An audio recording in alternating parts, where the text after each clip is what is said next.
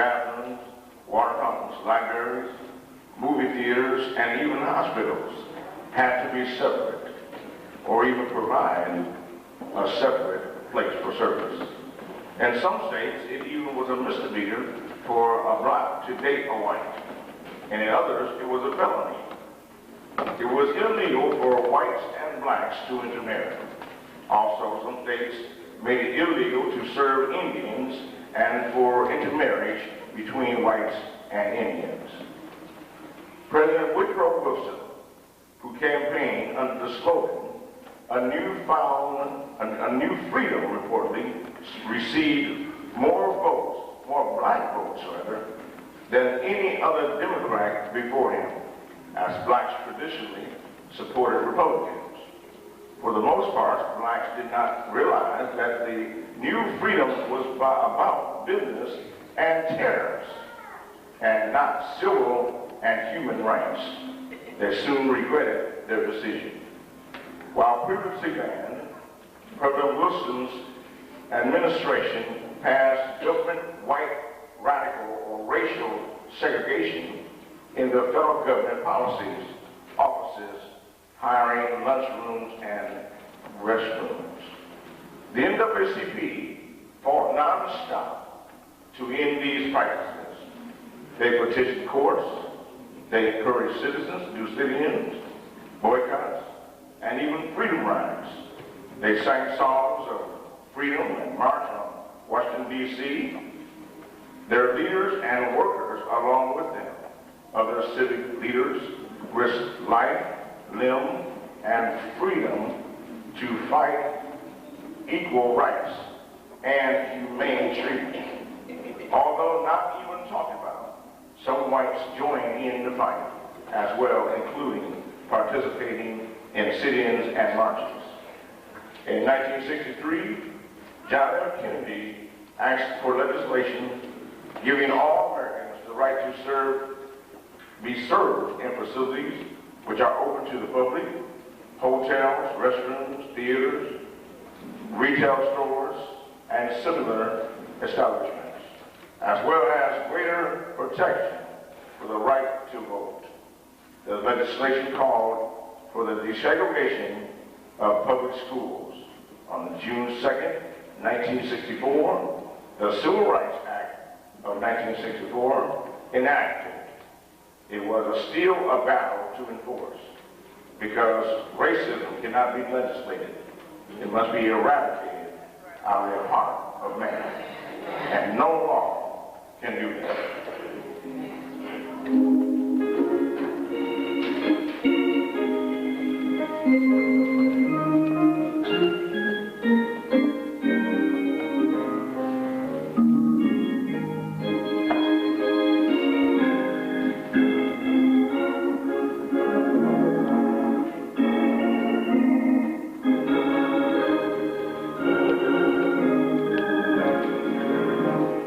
Oh, freedom.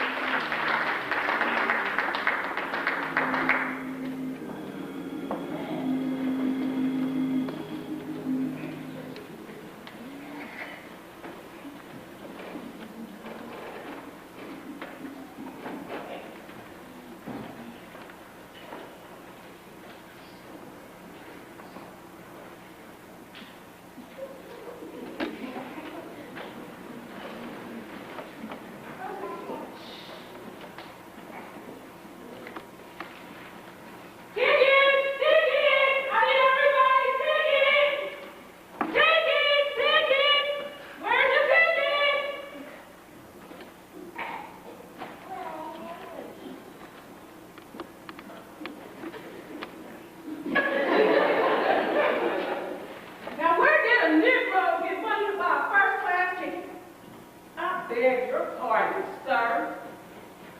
Well, you're going to have to sit in the smoking section. Excuse me?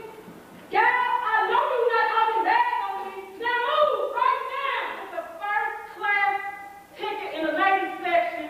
Move now! Move now! Move now! Get in order. Move now! Now! Move now! If you don't take your hands off of me, I'm going to bite you.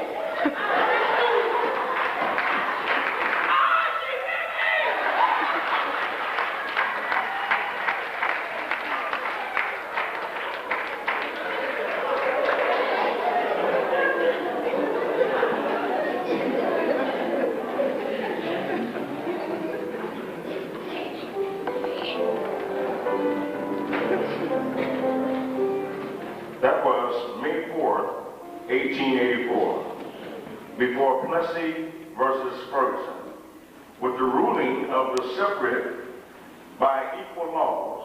Miss Wells fastened her teeth on the conductor's hand, refusing to be moved.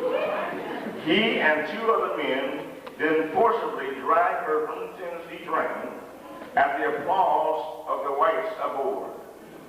Once back in Memphis, she sued and won.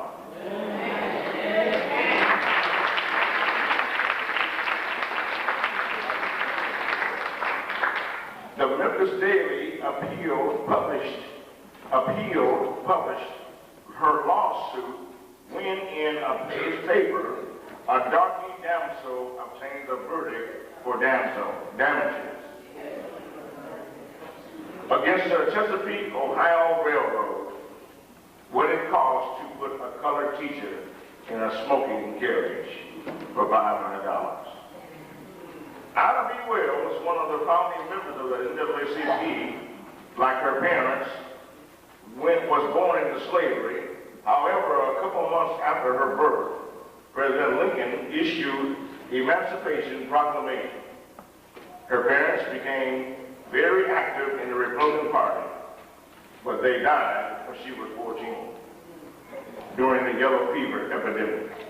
She had 7 younger siblings and had to do whatever she had to do to keep her family together. She eventually was able to go to college for about a year and then obtain a teaching in Memphis.